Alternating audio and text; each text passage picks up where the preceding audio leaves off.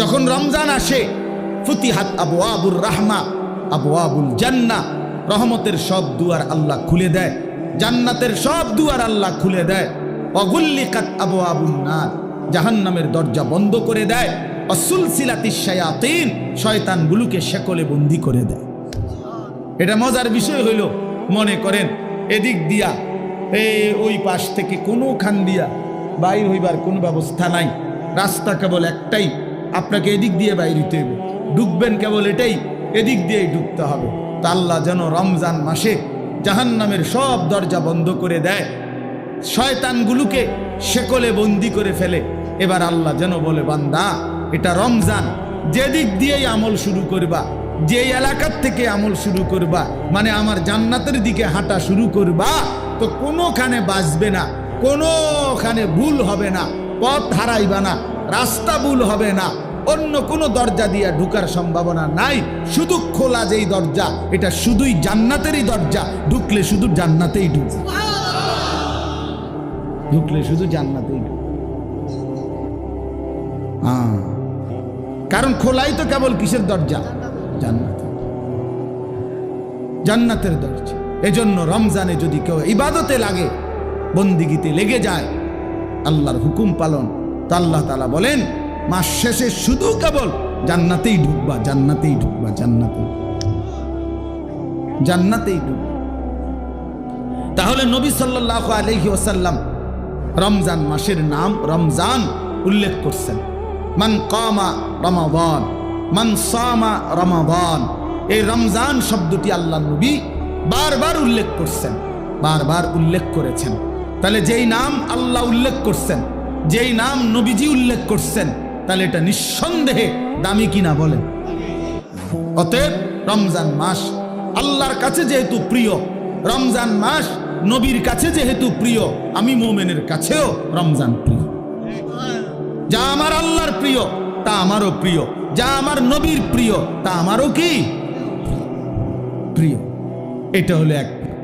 এবার আল্লাহ তাআলা রমজানের বৈশিষ্ট্য বলতেছে, আল্লাযী উনজিলা ফীহিল কোরআন, রমজান এটা সেই মাস যেই মাসে আমি আমার শ্রেষ্ঠতম কালাম কোরআন নাজিল করেছি। তাহলে রমজান মাস সেই মাস যেই মাসে কোরআন নাজিল হয়েছে।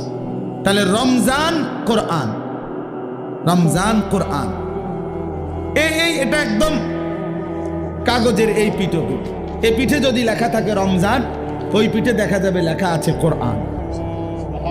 কোরআন, রমজান আর কোরআন, অর্থাৎ রমজান মানে কোরআনের মাস, কোরআনের মাস। রমজানটাকে মনে করেন মেহমানের সামনে ট্রের মধ্যে করে 10 আইটেমের ছোট ছোট বাটিতে তরকারি দিছে, দিয়া উপরে একটা সুন্দর কাপড় দিয়ে মখমলের ঢেকে দিছে সবগুলোর উপরে, সবটি বাটির উপরে। তো আল্লাহ তাআলা যেন এই রমজান মাসটাকে কতগুলো ইবাদত দিয়ে সাজিয়েছেন। যেমন রোজা, এটা একটা ইবাদত, ইফতার এটা একটা ইবাদত, সাহারি মানে রাত্রির খাবার এটা একটা ইবাদত, 20 রাকাত তারাবি এটা একটা ইবাদত, তারপরে শেষ দশকে এতেকাফ মসজিদে এটা একটা ইবাদত, শেষ দশকের বেজর রাত্রিগুলোতে শবে কদর এটাও একটা কি ইবাদত। এইভাবে আল্লাহ তাআলা এগুলো দিয়া সাজাইয়া এইটার উপরে যেন কোরআন নামের একটা চাদর দিয়ে ঢেকে দিয়েছে। মানে পুরাটা রমজান কোরআন দ্বারা মোড়ানো, কোরআনের চাদরে ঢাকা। এজন্য রমজান আল্লাহ তাআলা বলছেন এটার মর্যাদা বৈশিষ্ট্য যে আমি আল্লাহ আমার কোরআন নাজিল করেছি। কোরআন নাজিল করার কারণে রমজান দামি, দামি। কেমন কোরআন? হুদাল লিন্নাসি ওয়া বাইয়িনাতিম মিনাল হুদা ওয়াল ফুরকান। আল্লাহ বলেন কোরআন হচ্ছে বিশ্ব মানবতার হেদায়েত এবং হেদায়েতের স্পষ্ট পথ নির্দেশিকা, মানে কোনো বিষয় অস্পষ্ট নাই। ওয়াল ফুরকান, কোরআনই হচ্ছে সত্য মিথ্যা, ন্যায় অন্যায়, জায়েজ না জায়েজ, উচিত অনুচিতের মাপকাঠি। কোনটা করা উচিত, কোনটা ছাড়া উচিত, কোনটা ন্যায়, কোনটা অন্যায়, কোনটা উচিত, কোনটা অনুচিত, আল্লাহর কসম এটা একমাত্র কোরআনই সিদ্ধান্ত দেয়, আমার রসুলের সুন্নাহ হাদিসই শিক্ষা দেয়। এই জন্য কোরআন সুন্নাহ থেকে যে বঞ্চিত, কোরআনের জ্ঞান যে পায় নাই, রসুলের হাদিস যে শিখে নাই, আল্লাহর কসম সে ন্যায় অন্যায় চিনতেই পারে না। কোরআনবিহীন সভ্য হয় না, কোরআনবিহীন আখলাক হয় না, হতেই পারে না। পৃথিবীর আর কোনো বই দিয়া হবে না, হালাল হারাম বুঝবে না। পরে তো উচ্চ শিক্ষিত, কথা তো বলে শুদ্ধ, রেজাল্টও খুব ভালো, শব্দ উচ্চারণ চমৎকার, কিন্তু আজকে 5 বছর একটা মেয়ের সাথে সম্পর্ক, হাঁটে চলে মেয়ের সাথে, এটা যে হারাম এইটাও তার আন্দাজের মধ্যেই নাই। কারণ কোরআনের জ্ঞান না থাকার কারণে, কোরআন না থাকার কারণে হালাল হারামের পার্থক্য বুঝার অন্য কোনো জ্ঞান তার কাছে নাই। এই জন্য কোরআনই একমাত্র মানুষকে ন্যায় অন্যায় শেখায়। ওয়াল ফুরকান। আমরা চ্যালেঞ্জ করলাম, আমি চ্যালেঞ্জ করলাম, তোমরা ছেলেরা যারা স্কুলে পড়ো, কলেজে পড়ো, ইউনিভার্সিটিতে পড়ো, প্রিয় বন্ধু চলো সিদ্ধান্ত নিয়ে তুমি দেখাও যে কোরআনের মতো আরেকটি কিতাব বই আছে যেখানে সত্য মিথ্যা, আলো অন্ধকার, ন্যায় অন্যায়, হালাল হারাম শিখায়। আমার জীবনের করণীয় কি, বর্জনীয় কি, আমার জীবনের উচিত কি, অনুচিত কি, আমি কি করা উচিত, আমি কি বর্জন করা উচিত, এটা শিখায় এমন কোন বই আল্লাহর জমিনে নাই কোরআনবিহীন, হাদিসবিহীন, নবীর তরিকাবিহীন নাই। এটা নাই হইতে পারে না। আমরা পড়ছি জেনারেল লাইন, আমি তো কুমিল্লা ভিক্টোরিয়া কলেজ থেকে মাস্টার্স পাস করছি, জেনারেল লাইনের পুরা পড়ালেখা করছি, সায়েন্স বিজ্ঞান বিভাগ থেকে তো এসএসসি পাস করছি, বিজ্ঞান পড়ছি আমি। অতএব বলো ভাইয়া, ভালো রেজাল্ট করছি আলহামদুলিল্লাহ, সব রেজাল্ট ভালো। তাহলে এই জন্য বললাম আল্লাহর কোরআন থেকে বঞ্চিত এই রমজানের সামনে আলোচনায় এটা আল্লাহর জন্য উল্লেখ করছে, বান্দা সর্বশ্রেষ্ঠ মাসে সর্বশ্রেষ্ঠ কিতাব কোরআন আমি নাজিল করেছি। তাইলে মানুষ হলো সর্বশ্রেষ্ঠ আল্লাহর সৃষ্টি, কোরআন হলো সর্বশ্রেষ্ঠ কিতাব, রমজান হলো সর্বশ্রেষ্ঠ মাস। অতএব সর্বশ্রেষ্ঠ যেই মানুষটা আল্লাহর কোরআন থেকে বঞ্চিত, খোদার কসম, সুম্মা রাদাদনাহু আসফালা সাফিলিন, আল্লাহ বলে এবার আমাকে ছেড়ে দিলা, কোরআন ছেড়ে দিলা, তো আমি তোমাকে একেবারে নিকৃষ্ট থেকে নিকৃষ্ট স্থানে তোমারে পৌঁছায় না, নিকৃষ্ট থেকে নিকৃষ্ট। এই জন্য দয়া করে আজকে আমি এই একটা কথাই শেষে বলতে চাই, অনেক কিছু বলা দরকার, কিন্তু একটা প্রসঙ্গ শুধু বলতে চাই যে রমজান আমাদের সামনে। একে তো রমজানকে কদর করা উচিত, রমজানে ইবাদত আখিরাতের প্রস্তুতি নেওয়া। আর বিশেষভাবে অনুরোধ করছি আপনাদের কাছে, ছেলেদের বাবাদের, যে আল্লাহর কোরআন যাদের অশুদ্ধ, কোরআন শরীফ যারা পড়তে পারেন না, কোরআন শরীফের জ্ঞানের সাথে যাদের কোনো সম্পর্কই নাই, আপনারা আরেকবার ঘুরে দাঁড়ান, আরেকবার ঘুরে দাঁড়ান। কোরআনের মাসে কোরআনকে ইজ্জত করেন, তাহলে আল্লাহ বরকত দিবে। যার কোরআন, আপনার বয়স 90 বছর হোক আর 9 বছর হোক, ছেলেরা বাবা তোমরাও, পর্দার আড়ালের মা বোনরাও, বয়স্ক বাবারাও, আমরা প্রত্যেকেই রমজান আমাদের সামনে, সবাই সবার সুবিধা মতো ইমাম সাহেবের কাছে, কোনো আলেমে দ্বীনের কাছে, কারো না কারো কাছে আল্লাহর কোরআন শিখেন, কোরআন শরীফ সহি শুদ্ধ করেন। এটা উচিত, এটা ইনসাফ বাবা, এটা ইনসাফ। যার মধ্যে নাই, 60 বছর 30 বছরে যে আল্লাহর কোরআন দেখে দেখেও পড়তে পারে না, আহা বন্ধু, তার আফসোস ছাড়া জীবনটা আর কিছুই হইতে পারে না। একটা জগ, বালতি, গ্লাস, এটা যদি উল্টা করে রাখে, তো এইবার এটার উপরে আটলান্টিক মহাসাগরের সবগুলো পানি দিলেও তো এটা পুড়বে না, কারণ এটা তো উল্টো। আল্লাহ নবী সাল্লাল্লাহু আলাইহি ওয়াসাল্লাম বলছেন, এটা হাদিসের মধ্যে আছে, কিছু মানুষের দিল কালকুজে মিরবাদান, উল্টা গ্লাসের মতো, উল্টা জগের মতো, যে যার দিল উল্টে গেছে, যার কলিজা উল্টে গেছে, ফলে আর এর মধ্যে কোনো কথাই আসর করে না। আল্লাহর কথা, কোরআনের কথা, নবী সাল্লাল্লাহু আলাইহি ওয়াসাল্লামের কথা কোনো প্রভাব ফেলে না, কোনো অনুভূতিই জাগে না। কারণ আসলে জাগবে কোথায়? দিল তো উল্টে গেছে। এজন্য হাদিসের মধ্যে আছে, আল্লাহ নবী সাল্লাল্লাহু আলাইহি ওয়াসাল্লাম 5 ওয়াক্ত নামাজের পরে নবীজি বিশেষ যেই দোয়াগুলো করতেন, এর মধ্যে একটা দোয়া এটা, ইয়া মুকাল্লিবাল কুলুব সাব্বিত কলবি আলা দীনিকা, এইটার অর্থ হলো, আপনারা এদিকে তাকান, ওরা এত জনেরই ঠিক করে পারতেন না, যা আছে জায়গা তাই, আর কি জায়গা বানাইবো বেটারা, খালাস। আপনারা যারা বসছেন আপনারা মনোযোগ, ওনারা কেমনে বসবে এটা ওনারা চিন্তা করেন। চলেন ভাই, সবাই ঠিক করতে গেলে, গুছাইতে গেলে সময়টা আসবে করতে, আমি এতক্ষণ সময় থাকবো না এখানে। এই জন্য আপনারা মনোযোগ দেন। ওই ভাইরা ইন্তেজামওয়ালারা আছে, স্বেচ্ছাসেবক আছে, ওরা ফিকির করুক কি করতে পারে, না হয়তো আগামী বছর শুনবো, এরা এবছর যাই ঘুমাই যাবে কি করে।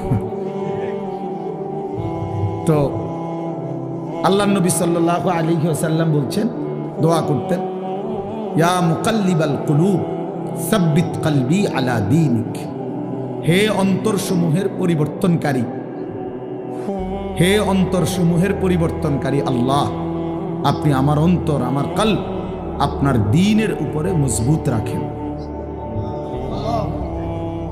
এজন্য নবী সাল্লাল্লাহু আলাইহি ওয়াসাল্লাম বলছেন হাদিসের মধ্যে, ইন্না কুলুবাল ইবাদ বাইনা ইসবাআইন মিন আসাবি'ir রহমান ইউকাল্লিবুহু কাইফা ইয়াশা। নিশ্চয়ই বান্দার অন্তর আল্লাহ পাকের কুদরতি 2 আঙ্গুলের মাঝে, এরকম 2 আঙ্গুলের মাঝে, আর সেই কলব অন্তর আল্লাহ তাআলা ইউকাল্লিবুহু কাইফা ইয়াশা, যেভাবে ইচ্ছা সেভাবে উলট পালট করতে পারেন। এজন্য আল্লাহ পাক যদি দিল বদলে দেয়, উল্টে দেয়, তো আর কোনো দিন হেদায়েতের রাস্তা সে পাবে না, আর কোনো দিন আলোর পথ পাবে না। দুনিয়া ভোগ করতে পারবে জন্তু জানোয়ারের মতো, হাইওয়ান কুকুরের মতো, কিন্তু আলোর সন্ধান, কল্যাণের সন্ধান, নিজের ভালো, নিজের কর্তব্য, নিজের করণীয়, কোন পথে হেদায়েত, কোন পথে কল্যাণ, কোন পথে আলো, সেটা আর মিলবে না। কোরআন শরীফে আছে, ফামান ইউদলিলিল্লাহু ফামা লাহু মিন হাদ। আল্লাহ বলেন, আল্লাহ যাকে পথভ্রষ্ট করে দেন তাকে আর কোথাও কোনো পথ প্রদর্শক নাই, সে আর কোথাও রাহবার মিলবে না। ফামান লাম ইয়াজআলিল্লাহু লাহু নূরান ফামা লাহু মিন নূর। ছেলেরা মনোযোগ দিয়ে শোনো, অল্প সময় কথা বললাম। আল্লাহ তাআলা বলেন, আল্লাহর আলো যে পেল না, ফামা লাহু মিন নূর, তার জন্য আর কোথাও কোনো আলো নাই। আল্লাহর আলো থেকে বঞ্চিত, তো সব জায়গায় তার জন্য অন্ধকার। আল্লাহ তাআলা কোরআনুল কারীমের মধ্যে বলছেন, যারা নাফরমানি করছে তাদের সারা জিন্দেগীর যাবতীয় কাজকর্ম কারামাদিন ইশতাদ্দাত বিহির রিহু ফি ইয়াউমিন আসিফ, ওই রকম ছাইয়ের স্তূপের মতো, যেখানে কোনো ব্যক্তি ছাই বোঝেন তো না, চুলার লাকড়ির ছালি আর কি, এই ছাইয়ের স্তূপ দিছে রাস্তার এখানে, মনে করেন অনেক ছাইয়ের স্তূপ, হঠাৎ করে একটা জোরে বাতাস আসছে, এক বাতাসে ছাই উড়ে ছিন্ন ভিন্ন হয়ে গেছে, আর কোনো নাম নিশানা নাই। আল্লাহ নবী সাল্লাল্লাহু আলাইহি সাল্লাম বলেন, নাফরমান, বেঈমান, পাপীর যাবতীয় আমল, কর্মকাণ্ড সবকিছু এরকম স্তূপকৃত ছাইয়ের মতো, যেটা একটা বাতাস এসে এক নিমিষে উড়ায় গেছে, আর কিছুই নাই তার। একদিন মৃত্যুর সাথে সাথে দেখবে আর কিচ্ছু, এই ভাত, মাছ, চাল, ডাল, পেশাব পায়খানা, খাট, পালং, সোফা, ফার্নিচার, মোবাইল, মোটরসাইকেল, হ্যাঁ, হাসি, নারী, ছবি, নাচ, গান, খালাস, মরে গেছে, তার কিছুই নেই, আর কিছুই নেই। এরপরে কবরে গিয়ে দেখবে কিছুই নেই, কিছুই আর নেই। এই জন্য বাপ, এটা গুরুত্বপূর্ণ বিষয়, যেমন না হওয়া যে আল্লাহ আমার দিল উল্টায় দিছে, এমন পাষাণ না হওয়া যে আমার অন্তরে কোনো কথাই ঢোকে না। এটা ভাবলেই বোঝা যায় মানুষ, প্রত্যেকেই অনুভব করতে পারি, আমরা নিজের দিলে নিজেই বোঝাপড়া করতে পারি যে আসলে আল্লাহর কথা আমার দিলে কেমন লাগে, আখিরাতের কথা বললে আমার অন্তরের অবস্থা কেমন হয়।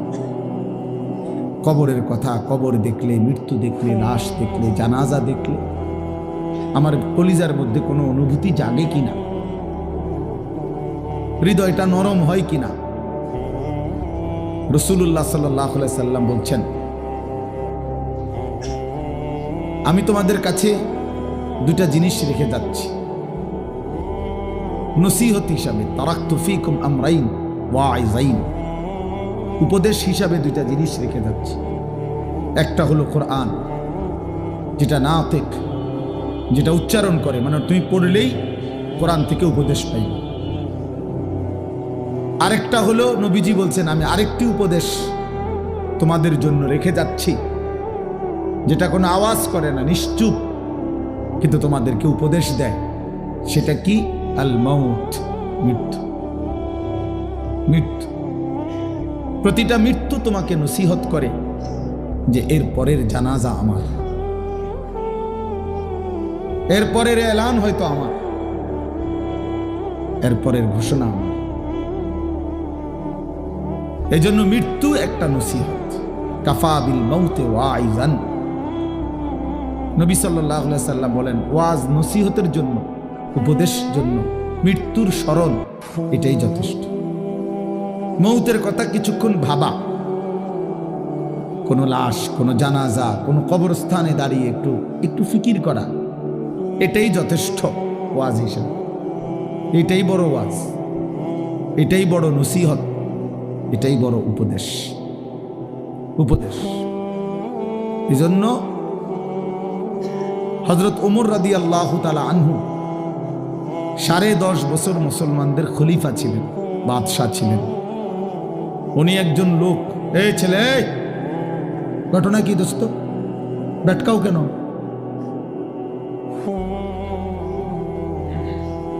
ফাজলামি করলে চলে যাও, আরো দুজন মানুষের জায়গা দাও, বেচারা কষ্ট করে দাঁড়ায় রয়েছে।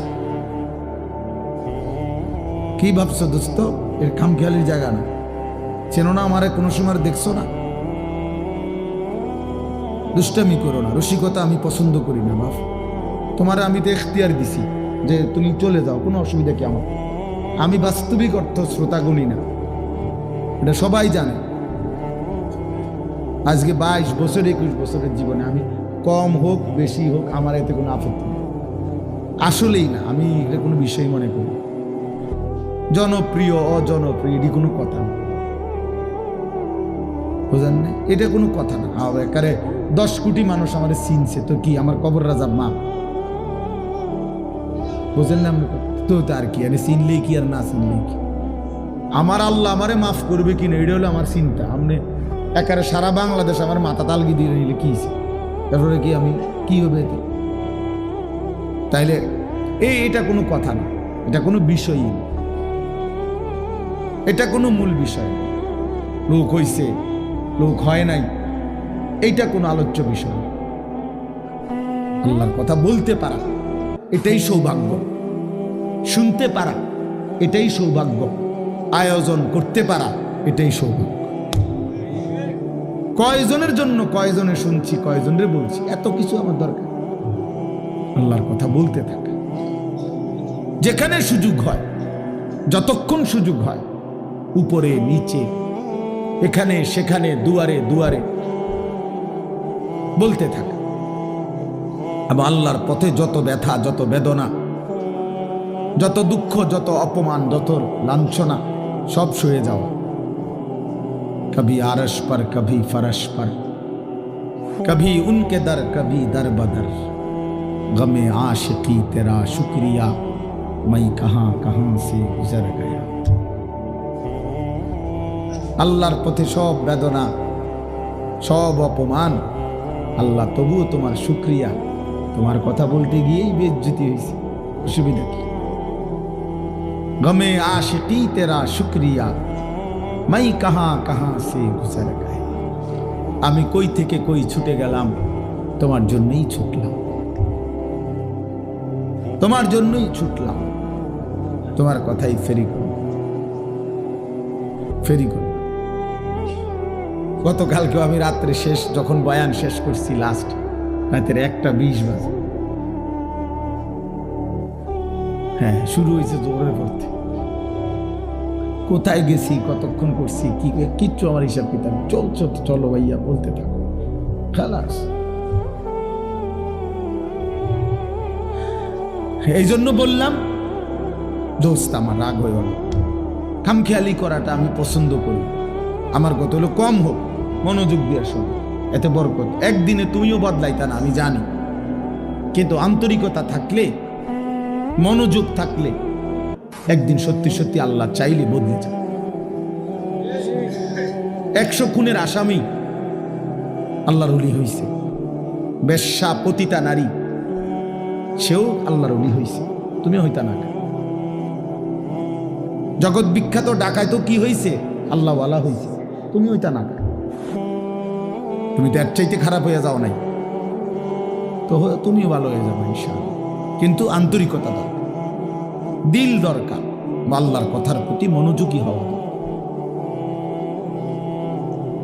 আল্লাহর কথার প্রতি মনোযোগী হওয়া দরকার। এই জন্য আমি এটা একটু শক্ত। আমার কথা হলো শতভাগ মনোযোগ দিয়ে। এই যে আমি এই জন্য মোবাইলের কথা বলছি, অর্থাৎ মোবাইল ধরে রাখলে না হাতে সারাক্ষণ নজর যায় ওটার দিকে, মানে একটু পর পর এটা মনে পড়ে, এটা তো ওদের নিয়ে একবার ছোট করে, একবার বড় করে, একবার একটু চাপ দেয়, একটু নিচে নেয়, মানে দেখবেন মানে বেচারার টেনশনটা কাজ করে কি। তো এটারে তো তুমি অনেক কিছু করলা, কিন্তু তোমার নিজের কলিজার মধ্যে কি ঢুকছে এটা করো। মোবাইলের একবারে ছবিটা সুন্দর উঠছে, আওয়াজটা ক্লিয়ার উঠছে, সব ঠিক আছে, তো এটা দিয়ে কি লাভ হইল? আমি সুন্দর হলাম কিনা, আমি কিছু বুঝলাম কিনা, আমার ভিতরে একটা আফসোস আসছে কিনা, আমার হৃদয়ের মধ্যে একটু ফিকির অনুভূতি জাগছে কিনা, যে হায় আমি কি করছি, আমার কি করা উচিত ছিল, আমি কে, আমি আসলাম কোত্থেকে, কে আমাকে বানাইলো, কে আমাকে বানাইলো। ওই মৌলানা বলতেছিল যে আল্লাহ জানতে চাইবে বান্দা আমি কি একটা বারও আমার ডাক শুনতে পাই নাই? কেমনে পারলাম? সারাদিনে কতজনরে ডাক দিলা, তুমি কি পারলা না একটা বার আমারে ডাকতে? কতজনের কত আবদার রক্ষা করলা, আমি তোমার কাছে কয়েকটা সেজদা চাইছি, আমি কি তোমার কোনো উপকার করি নাই? আজকের সারাদিনে আমি কি তোমাকে লালন পালন করি নাই? খোদার কসম হাদিসে আছে, আল্লাহ পাক হাসরের ময়দানে জিজ্ঞেস করবে, বান্দা আলাম নুসিহ জিসমাক, এই প্রথম প্রশ্ন করবে এটা। বান্দা বলো তো, মোট এতদিন আমি কি তোমার শরীরটা সুস্থ রাখি নাই? বলো মাথা ব্যথা ছিল কয়বার? মাথা স্বাভাবিক ছিল কয়বার? বলো পেট ব্যথা হয়েছে জীবনে কয়বার? পেট স্বাভাবিক ছিল কয়বার? হাত ব্যথা পাও ব্যথা হয়েছে কয়বার? সুস্থ স্বাভাবিক ছিলে কয়বার? শোনো এবার হিসাব নাও বান্দা, এই হিসাবের আলোকে বলো, অনুরবিকা মিনাল মা, প্রতিবার তৃষ্ণার্ত অবস্থায় আমি কি তোমাকে পানি পান করাই নাই? আল্লাহ পাক জিজ্ঞেস করে, এই হাসরের ময়দানে হাদিসে আছে, সর্বপ্রথম আল্লাহ পাক বান্দাকে প্রথম প্রশ্ন কি করবে, এইটা করবে, এই দুইটা কথা জিজ্ঞাসা করবে, এরপরে কথা আরো চলবে। বাকি প্রথম বলবে, বলো তো আমি কি মোট এতদিন এত ঘন্টা তোমাকে সুস্থ রাখি নাই? আমি কি তোমাকে তৃষ্ণার্ত অবস্থায় প্রতিবার পানি পান করাই নাই? একবারও মনে পড়লো না আমার? এমন তৃষ্ণার মুহূর্তে যদি এক গ্লাস পানি না পাইতা কি হইতো? অথচ সেই পানি পান করে একটা বার আলহামদুলিল্লাহ বলতে হয়, এটাও তো বললাম, এটাও তো কোনোদিন শিখলা না যে আল্লাহর দেওয়া রিজিক, আল্লাহর দেওয়া পানীয় ভোগ করার পরে আলহামদুলিল্লাহ বলতে হয়। বহু নাফরমান তো এটাও জানে, এটাও তো জানে। পেট ভরে খেয়ে তো একটা বার আলহামদুলিল্লাহও বলে না। মানে জন্তু জানোয়ারের খাবার, হাইওয়ান জানোয়ার যেমন জানে না কিছুই, এও জানে না। এই জন্য বাপ চলেন আমি আমার আয়াতটা বলি। তাহলে আমার বলার উদ্দেশ্য হলো আমরা এই কথা হৃদয় দিয়ে অনুভব করা আমাদের আখিরাত আছে, আমাদের পরকাল আছে, আমাদের মৃত্যু পরবর্তী একটা জিন্দেগি আছে। এটা নিশ্চিত, এটা সত্য, শতভাগ সত্য। কবর, হাসর, মিজান, ফুলসিরাত, জান্নাত, জাহান্নাম, এটা সত্য বাপ। যদি মিথ্যা হইতো 1450 বছরে গবেষণা কইরা বিভিন্ন দার্শনিক পণ্ডিতরা অনেক তথ্য বের করতো যে এই আলোকে এটা প্রমাণিত হলো যে এটা মিথ্যা। কিন্তু কোনো কাফের বেঈমানও আজ পর্যন্ত পরকালের কোনো বিষয়কে মিথ্যা প্রমাণিত করতে পারে নাই। কোরআনুল কারীমের একটি অক্ষরকে যেহেতু ভুল প্রমাণিত করতে পারে নাই, অতএব আখিরাত সত্য। আফালা ইয়াতাদাব্বারুনাল কুরআনা ওয়ালাউ কানা মিন ইনদি গায়রিল্লাহি লাওয়াজাদু ফীহি ইখতিলাফান কাসীরা। আল্লাহ বলে, আমার বান্দারা কোরআন পড়ে দেখো না কেন, কোরআন গবেষণা করছো না কেন, দেখো না এক একটা আয়াত মিলায়া দেখো। যদি এই কোরআন অন্য কারো কাছ থেকে আসতো আমি আল্লাহ ব্যতীত, তাহলে যেই কোনো চিন্তাশীল বুদ্ধিমান ব্যক্তি গবেষণা করলেই তার মধ্যে অসংখ্য ভুল ত্রুটি ভ্রান্তি খুঁজে পেত। আল্লাহ ভিন্ন যেই লেখে, যেই বলে, তার কথা বক্তব্য লিখনির মধ্যে ভুল হয়ই হয়। 1 লক্ষ কথাও যদি সঠিক হয়, 10টা কথা ভুল হয়, ভুল হয়। আমরা একেবারে আমগো যে কোনো ওয়াইজেরও আপনি যদি খেয়াল করে এখন আপনি হয়তো কইতে পারবেন যে হুজুর এই শব্দটা এমনি না করলে ভালো হইতো, এটা এমনি করলেও পারতো। কথা বুঝেন নাই আমার, আমি হয়তো বুঝছি এমনি কইছি, আপনার বিবেচনায় যে না এটা এমনি করলেও পারতো। কিন্তু এমনও কোরআনুল কারীমের মধ্যে এমনও কোনো কথা, একটা লাইন, একটা শব্দ এমন নাই যে পৃথিবীর কোনো ইমানদার কিংবা বেঈমান এটা বলছে যে এই শব্দটা এটা না কইয়া এটা করলে ভালো হইতো, এমন এইটাই সত্যম। এখানে এইটাই, যেখানে যেটা ওইখানে ওইটাই। এখানে এর চাইতে সুন্দর শব্দ নাই, এর চাইতে চমৎকার উপস্থাপনা হইতে পারে না, এর চাইতে চমৎকার শব্দের গাঁথুনি, একটার পর একটা শব্দ চয়ন এর চাইতে চমৎকার হইতে পারে না। সকল গুণে, সকল বিবেচনায়, সর্বগুণে কোরআন শ্রেষ্ঠ। যত ভাবে, যত ঢঙ্গে, যত রঙ্গে দেখুক না কোরআন, কোরআনই শ্রেষ্ঠ। আল্লাহ বলছেন কেন? কারণ এটা আমি আল্লাহর পক্ষ থেকে আসছি, আর আমি সেই মালিক, ইয়ালামু মা বাইনা আইদিহিম ওয়া মা খালফাহুম। আমি সামনেও জানি, পিছনেও জানি, কিয়ামত পর্যন্ত পৃথিবীর শেষ হালাত আমি তো জানি। তো কাজেই আমার কথার মধ্যে ভুল ভ্রান্তি অযৌক্তিক হবে কেমন? পৃথিবী আধুনিক হইতে হইতে কই যাইয়া পৌঁছবে এটা আল্লাহ জানে না? তো তাইলে এই জন্য বাপ কোরআনুল কারীমের কথাই শ্রেষ্ঠ কথা। আফালা ইয়াতাদাব্বারুনাল কুরআনা আম আলা কুলুবিন আকফালুহা। আল্লাহ বলেন, হায় বান্দারা, কি হলো তোমাদের? তোমরা যে কোরআন পড়ছো না, কোরআন গবেষণা করছো না কেন? নাকি তোমাদের অন্তরগুলো তালাবদ্ধ? আম আলা কুলুবিন আকফালুহা, নাকি তোমাদের দিলগুলো তালা মারা? এই বাপ, ভাইয়া, ছেলেরা, বাবারা, মুসলমান হওয়ার পরও যারা কোরআন পড়েন না, বুঝেনও না, 2-4 লাইন শব্দ তেলাওয়াতও করেন না, সত্য কথা হইল আপনার কোনো দিল নাই, আপনার আসলেই কোনো অন্তর নাই। এটা তালাবদ্ধ, এটা একটা জমাট পাথর ছাড়া আর কিছু। আম আলা কুলুবিন আকফালুহা, আল্লাহ পরিষ্কার বলছে। কোরআন পড়ছো না কেন? কোরআন নিয়ে ভাবতেছো না কেন বান্দা? নাকি তোমাদের অন্তরগুলো তালাবদ্ধ? তার মানে বোঝা গেল যে আল্লাহর কোরআন নিয়ে ভাবে না, আল্লাহর কোরআন পড়ে না, আল্লাহর কোরআন বোঝে না, খোদার কসম তার কোনো অন্তরে নাই, তার কোনো দিল নাই, তার দিল তালাবদ্ধ, ওইটা জমাটবদ্ধ পাথর ছাড়া আর কিছু। দুনিয়া ভোগ করে তো দুনিয়া তো আতফাও দিয়ে না ভোগ করে, চোখ নাক কান দিয়ে ভোগ করে, দিল কোনো কাজ করে না। এই জন্য আমরা কোরআনুল কারীমের দিকে ফেরা দরকার, আমাদের আখিরাতের দিকে ফেরা দরকার, আমাদের বিবেককে কাজে লাগানো দরকার। আমরা এটা ইনসাফের সাথে ভাবা উচিত।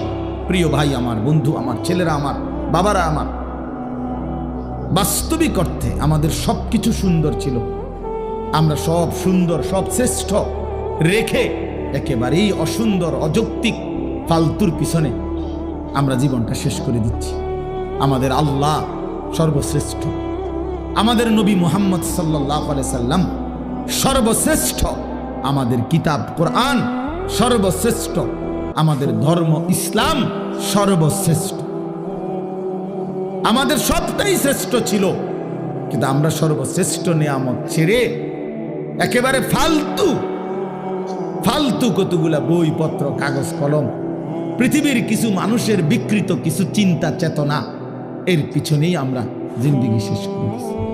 ছেলেটা সকাল থেকে রাত পর্যন্ত ছুটছে, কি করে বাবা, কেন হাসো, কেন কাঁদো, কি চুল রাখলা, কি জামা পরলা, সারাদিনে মোবাইল টিপা, কি পাইলা, এত নারী, এত ছবি, এত দৃশ্য, এত উলঙ্গপনায় শেষ পর্যন্ত রাত শেষে অর্জন কি বাবা? জিজ্ঞাসা করে দেখেন না, কোনো অর্জন। শরীরটা নাপাক হয়েছে, নারী দেখতে দেখতে, ছবি দেখতে দেখতে, হ্যাঁ, লজ্জাস্থানের শক্তিটা নষ্ট হয়েছে, হাতটাকে নাপাক জায়গায় ব্যবহার করছে, কোমরের শক্তি কমে যাচ্ছে, যৌবনের সক্ষমতা নষ্ট হয়ে যাইতেছে, শরীরটা ধীরে ধীরে অচল, পঙ্গু, অপদার্থ হয়ে যাচ্ছে, আখিরাতটা জাহান্নামের আগুন জ্বলছে। এই অর্জন, চরিত্রহীনতার অর্জন কি? অশ্লীলতার অর্জন কি? অসভ্যতার অর্জন কি? তাহলে এই জন্য আমরা বললাম, আমাদের আল্লাহ, আমাদের কোরআন, আমাদের রাসূল, আমাদের ইসলাম আমাদের জন্য সর্বশ্রেষ্ঠ, আমাদের জন্য নিরাপদ, আমাদের জন্য আরামদায়ক, এবং এর মধ্যেই আমাদের সুখ, শান্তি, স্বস্তি, নিরাপত্তা, আনন্দ, সুখ সব এখানে, সব এখানে। আমি তো সব সময় বলি, বাপ, তুমি সারা রাত নারী দেখে যে মজা পাও, আল্লাহর কসম, এক ইমানদার তাহাজ্জুদ নামাজে একটা সেজদা দিয়ে তার চাইতে লক্ষ কোটি গুণ বেশি মজা পায়। যারা ইবাদত করে, যারা আল্লাহর বন্দেগী করে, তুমি মনে করো না তারা নিরানন্দ, তাদের কোনো আনন্দ নাই, এমনি সেটানি মানুষ আল্লাহর ইবাদত করে, অনেক অসন্তুষ্টি নিয়ে নিয়ে আল্লাহর বন্দেগী করে। আমরা 5 ওয়াক্ত নামাজ পড়ি অসন্তুষ্টি নিয়ে, হ্যাঁ, তো তাইলে নাফরমান ছেলে পেলে, বেহায়া নারী, হারামখোর নাফরমান মনে করে তার হারামের মধ্যে তৃপ্তি, খোদার কসম হারামের মধ্যে অতৃপ্তি, হারামের মধ্যে অতৃপ্তি, হারামের মধ্যে। মদে কখনো তৃপ্ত হয় না, পানিতে তৃষ্ণা মিটে যায়। নারী, ভিন নারী দেখলে কখনোই তৃপ্তি মিটে না, কিন্তু হালাল স্ত্রীতে তৃপ্তি হয়ে যায়। হ্যাঁ, এই জন্য গুনাহ তৃপ্তি দেয় না, হারাম তৃপ্তি দেয় না। আল্লাহ তাআলা যেটা হারাম করছেন সেটা তো বুঝে শুনেই করছেন। এটার মধ্যে যদি বান্দার কল্যাণই থাকতো, তিনি হারাম করলেন কেন? কথা বোঝেন নাই তো? কোরআনুল কারীমের মধ্যে আছে, আসা আন তুহিব্বু শাইআন ওয়া হুয়া শাররুল লাকুম। আল্লাহ বলছে, বান্দা মনে রেখো, এমন অনেক জিনিস আছে যেটা তোমার কাছে খুব প্রিয় মনে হয়, ওয়া হুয়া শাররুল লাকুম, অথচ আমি আল্লাহ বলতেছি এটা তোমার জন্য অকল্যাণ।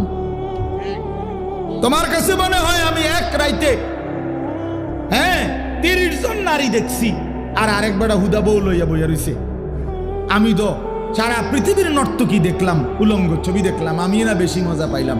না, আল্লাহ বলে, না বান্দা, তোমার কাছে যদিও মনে হয়েছে এটা ভালো, কিন্তু এর পিছনে শাররুন লাকুম, অকল্যাণ। এটা তোমার চরিত্র নষ্ট করে, এটা তোমার আখলাক নষ্ট করে, এটা তোমার শরীরের সক্ষমতা নষ্ট করে, এটা তোমার মানুষের চোখে ঘৃণিত করে।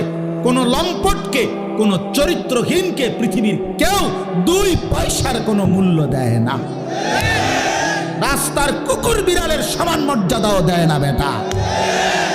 একটা ছেলে নয়তো চ্যালেঞ্জ করে বল বেটা, দাঁড়া এখন। বেনামাজি নাফরমান, তোরে কেউ সম্মান করছে জীবনে, কেউ ইজ্জত করে ভালোবাসছে, মহব্বত করে বুকে টেনে নিছে, বল তুই বেটা। তোর সামান্য কিছু দুশ্চরিত্র লম্পট ছাড়া তোরে কেউ ডাক দিছে বেটা, তুই কর, বল বেটা। যে হুজুর আমারে, আমি সারা রাত নারী ছবি দেখি আর পরও মানুষ আমারে আদর করছে, কেডা? ধরো চাই, তোমারে কে আদর করছে? কে তোমারে সম্মান করে? কে তোমারে দেখলে বলে আহা ছেলেটা কতটা ভালো? না না, মানুষ আলোকে আলোই বলে, অন্ধকারকে মানুষ অন্ধকারই বলে, রাতকে মানুষ রাতই বলে, দিনকে মানুষ দিনই বলে, সাদাকে সাদাই বলে, কালোকে কালোই বলে। অতএব বাটপার সিটার রে মানুষ বাটপার সিটারই কয়। হ্যাঁ, আমনে সুদখোর, আমনের মানুষে দেখলে গো মাশাআল্লাহ জোনায়েদ বাগদাদি নাও, হ্যাঁ বাইজিদ বুস্তামি স্বাস্থ্য পাই না যায়, মানুষে ব্যাক কল, হ্যাঁ মানুষে চিরা খায়, আমনে হুদা ভাত খায়। মানুষে বাটপার রে বাটপার হিসাবে সিটার রে সিটার হিসাবে ইমানদারকে ইমানদার হিসাবে। মানুষের চোখ ভুল হয় না।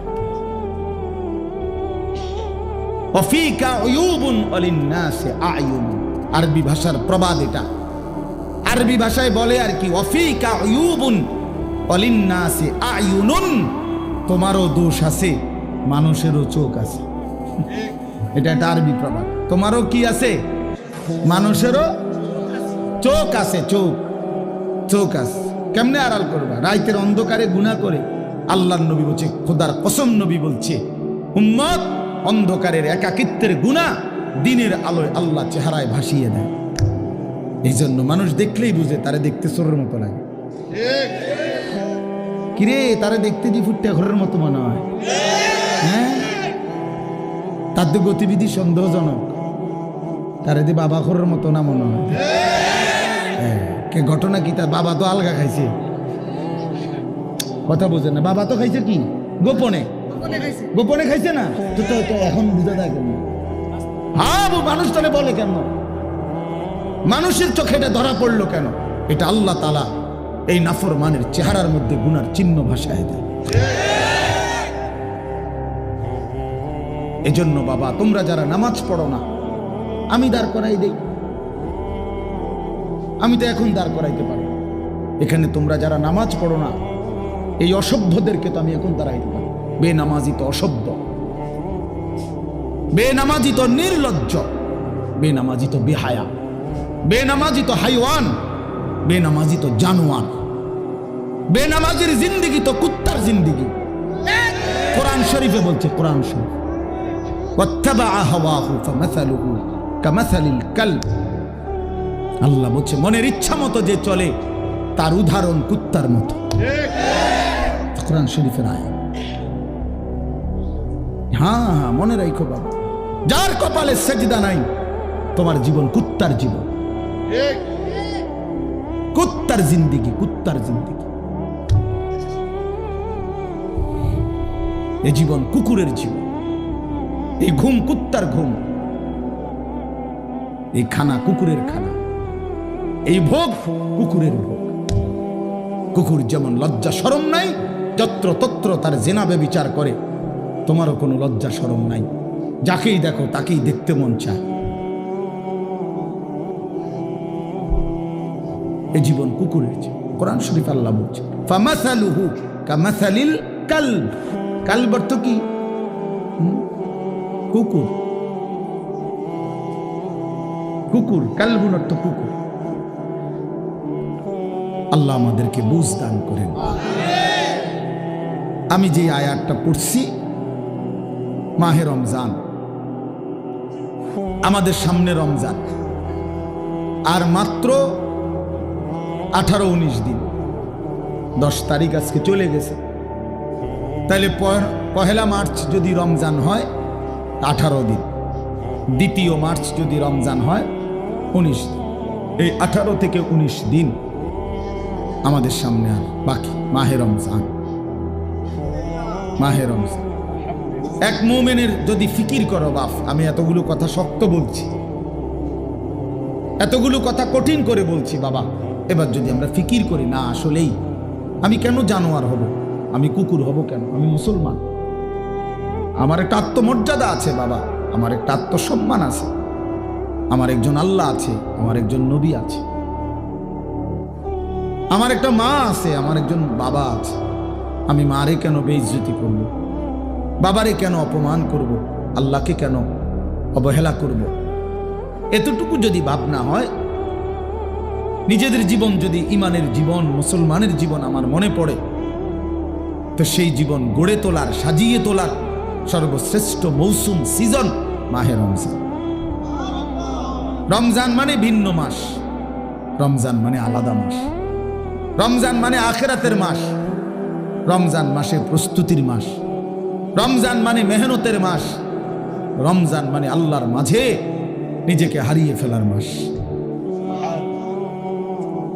এটাই মাহে রমজান। আর যারা ইমানদার ভাইয়া, যাদের কবর আখিরাত মনে আছে, যারা পরকালকে বিশ্বাস করে দিবা নিশি জাহান্নামের ভয়ে যারা কাঁদে, যারা জান্নাতের আশা করে, খোদার কসম তাদের কাছে রমজান সর্বশ্রেষ্ঠ মাস। সারা বছর আমরা কিতাবে পড়ছি আল্লাহর প্রিয় বান্দারা, আল্লাহর নেক বান্দারা সারা বছর দিলে দিলে অপেক্ষা করতেন, আল্লাহ আরেকটা রমজান হায়াত দেন, আরেকটা রমজান হায়াত দেন, আরেকটা রমজান, আরেকবার সবে কদর পেতে চাই, আরেকবার ইতিকাফ করতে চাই, আরেকবার মাওলা তারাবি পড়তে চাই, আরেকবার 70 গুণ নেকি সব কিছুতে আমি অর্জন করতে চাই, আমার আরেকবার সুযোগ দাও। আমার আখিরাত লম্বা মাওলা, আমার পরকাল লম্বা, অতএব আমাকে আরেকটু সুযোগ দাও। এজন্য রমজান মাস এটা বড় মোবারক মাস, এটা দামি মাস মুমিনের কাছে। সবার কাছে একরকম না, সবার কাছে একরকম না বাবা, যার কাছে যেমন কদরও করে তেমন। আমার একজন উস্তাদ আছেন হযরত মাওলানা মুফতি মুস্তফা মাহমুদি, কুমিল্লা বাগমারা লালমাই এলাকার অনেক বড় আল্লাহওয়ালা হুজুর, আমার উস্তাদ। এই হুজুরে আমরা ছাত্র জীবনে দেখতাম, হুজুরে কইতো আল্লাহ কেমন, যার মনে যেমন, যার মনে যার মনে যেমন, যে দিলে দিলে যেমন ভাবে আল্লাহ তাআলা তার আচরণও তার সাথে করে। আমি আনা ইনদা যন্নি আবদি বি, আল্লাহ নিজে বলেন হাদিসে কুদসিতে, আমি আমার বান্দার ধারণা অনুপাতেই তার সাথে আচরণ করি। আমার বান্দা আগেই কয়, আগেই বলে না সুদে না লইলে, কিস্তি না লইলে। আমার বান্দা নিজেই বলে না কেমনে সংসার চলবো, আল্লাহ বলে আমিও তারে এমনই বানায় রাখি, কারণ তুই তো আমার উপরে কোনো আস্থাই রাখো নাই। তুমি আস্থা রাখছো সুদের উপরে, কিস্তির উপরে, তো তুমি যেমন আমার আচরণও তেমন, আমার আচরণও তেমন।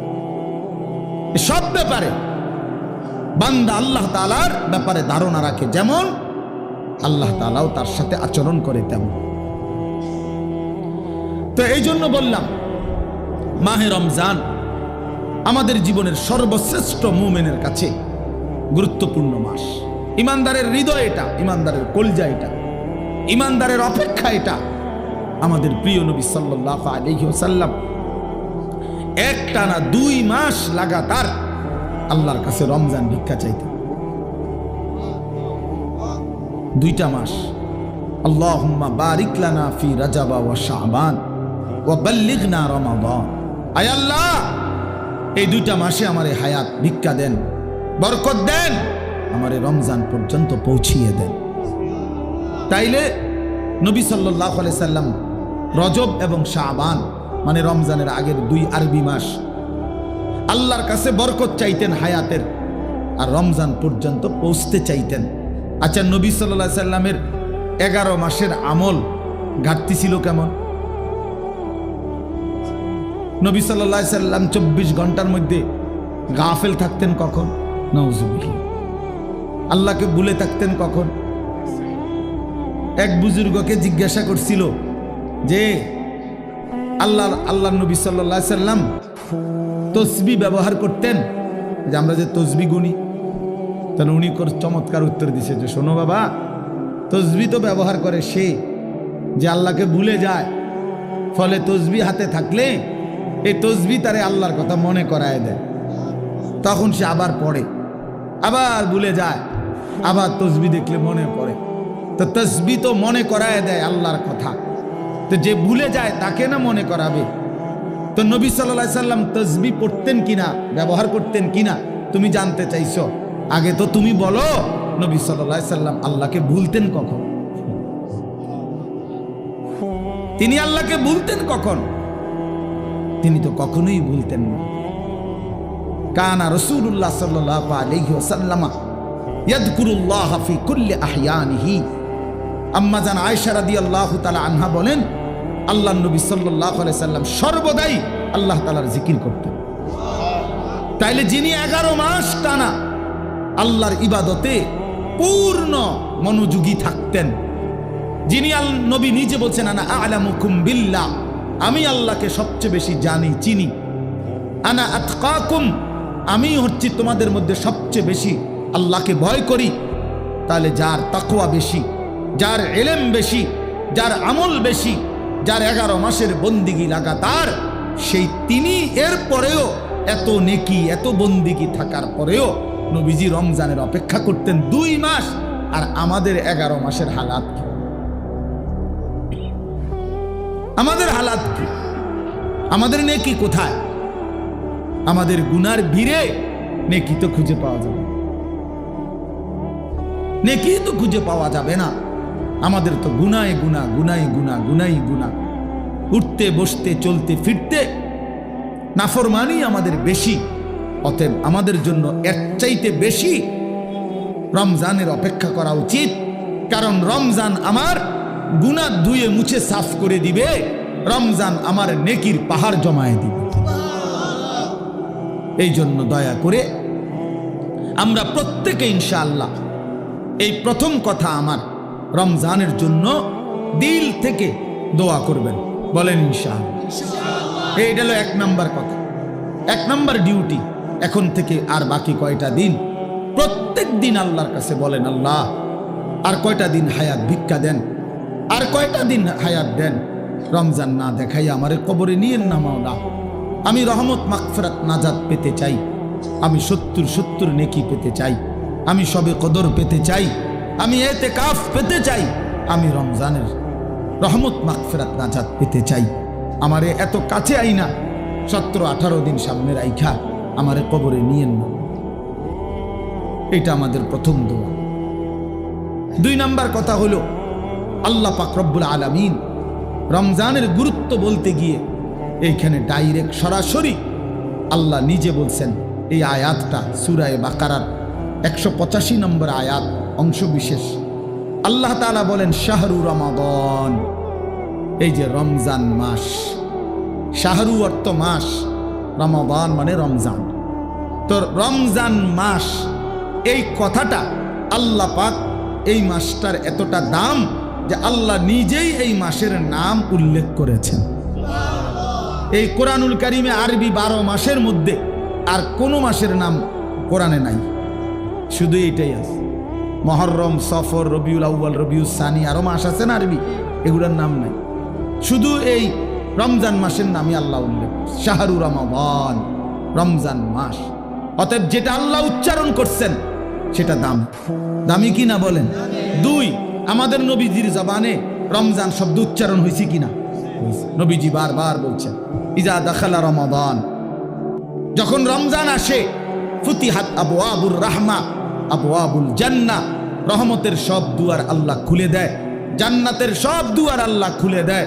অগুল্লিকাত আবওয়াবুন নার, জাহান্নামের দরজা বন্ধ করে দেয়। অসুলসিলাতিশ শায়াতিন, শয়তানগুলোকে শেকলে বন্দী করে দেয়।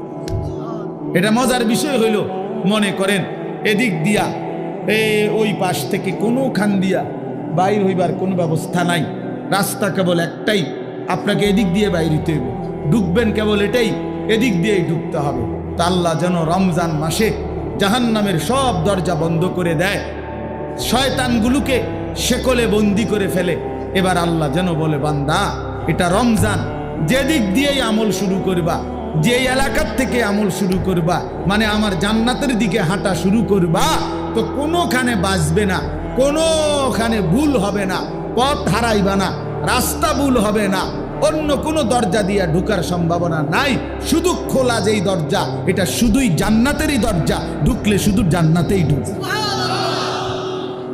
ঢুকলে শুধু জান্নাতেই ঢুকবে। হ্যাঁ, কারণ খোলাই তো কেবল কিসের দরজা? জান্নাতের, জান্নাতের দরজা।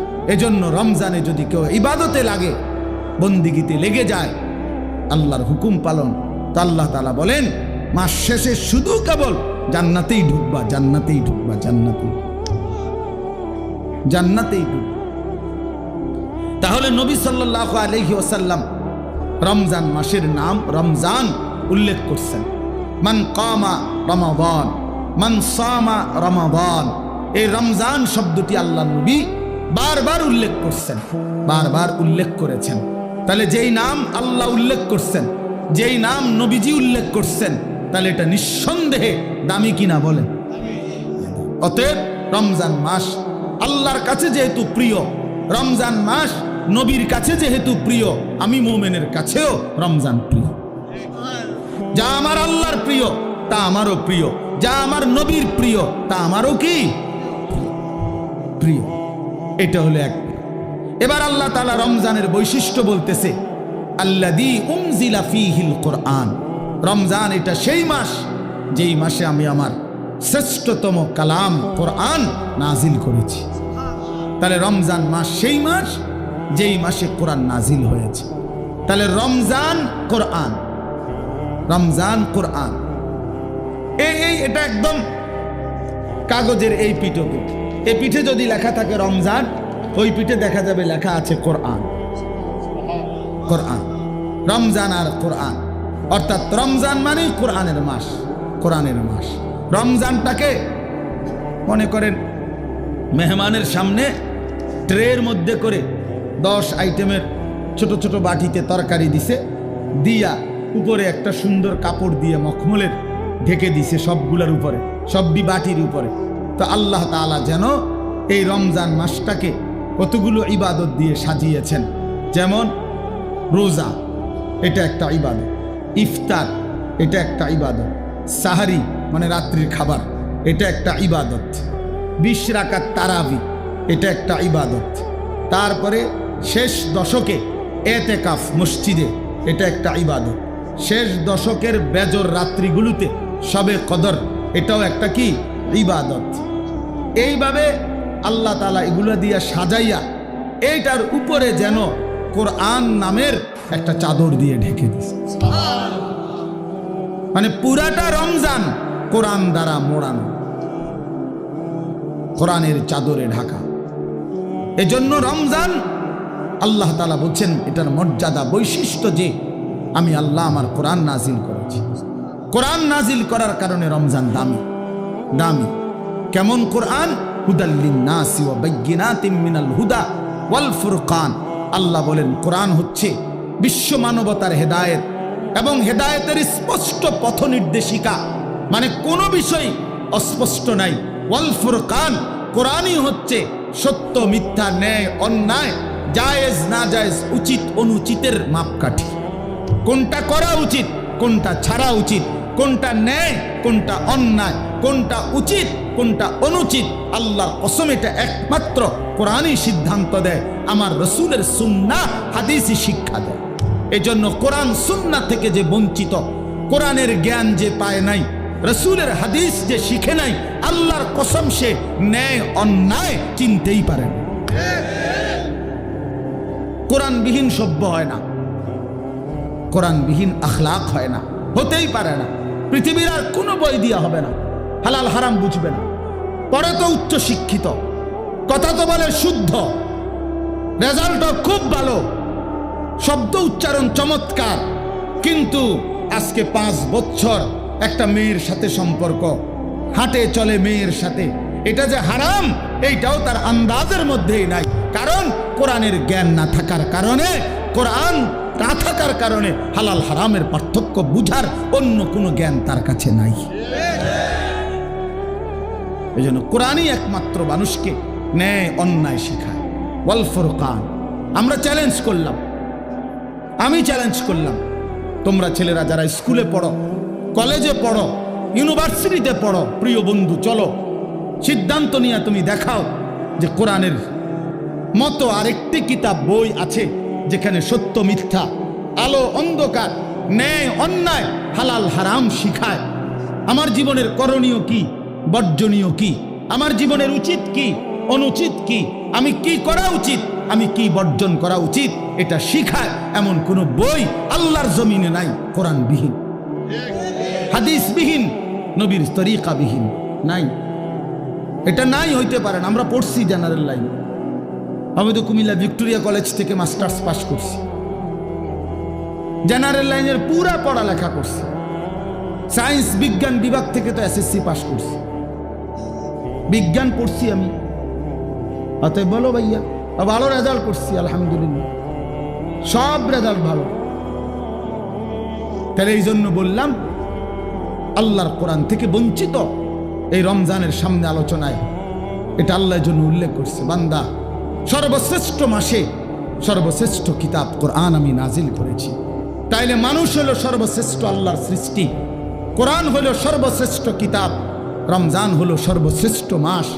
অতএব সর্বশ্রেষ্ঠ যেই মানুষটা আল্লাহর কোরআন থেকে বঞ্চিত, খোদার কসম সুম্মা রাদাদনাহু আসফালা সাফিলিন, আল্লাহ বলে এবার আমাকে ছেড়ে দিলা, কোরআন ছেড়ে দিলা, তো আমি তোমাকে একেবারে নিকৃষ্ট থেকে নিকৃষ্ট স্থানে তোমারে পৌঁছায় দেব, নিকৃষ্ট থেকে নিকৃষ্ট স্থান। এই জন্য দয়া করে আজকে আমি এই একটা কথাই শেষে বলতে চাই, অনেক কিছু বলা দরকার, কিন্তু একটা প্রসঙ্গ শুধু বলতে চাই যে রমজান আমাদের সামনে। একে তো রমজানকে কদর করা উচিত, রমজানে ইবাদত আখিরাতের প্রস্তুতি নেওয়া। আর বিশেষভাবে অনুরোধ করছি আপনাদের কাছে, ছেলেদের বাবাদের, যে আল্লাহর কোরআন যাদের অশুদ্ধ, কোরআন শরীফ যারা পড়তে পারেন না, কোরআন শরীফের জ্ঞানের সাথে যাদের কোনো সম্পর্কই নাই, আপনারা আরেকবার ঘুরে দাঁড়ান, আরেকবার ঘুরে দাঁড়ান। কোরআনের মাসে কোরআনকে ইজ্জত করেন, তাহলে আল্লাহ বরকত দিবে। যার কোরআন, আপনার বয়স 90 বছর হোক আর 9 বছর হোক, ছেলেরা বাবা তোমরাও, পর্দার আড়ালের মা বোনরাও, বয়স্ক বাবারাও, আমরা প্রত্যেকেই রমজান আমাদের সামনে, সবাই সবার সুবিধা মতো ইমাম সাহেবের কাছে, কোন আলেমে দ্বীনের কাছে, কারো না কারো কাছে আল্লাহর কোরআন শিখেন, কোরআন শরীফ সহি শুদ্ধ করেন। এটা উচিত, এটা ইনসাফ বাবা, এটা ইনসাফ। যার মধ্যে নাই, 60 বছর 30 বছরে যে আল্লাহর কোরআন দেখে দেখেও পড়তে পারে না, আহা বন্ধু, তার আফসোস ছাড়া জীবনটা আর কিছুই হইতে পারে না, আর কিছুই হইতে পারে না। ওই মানুষটা নিয়ে আসুন, চেয়ার দেন, চেয়ার, ওই চেয়ার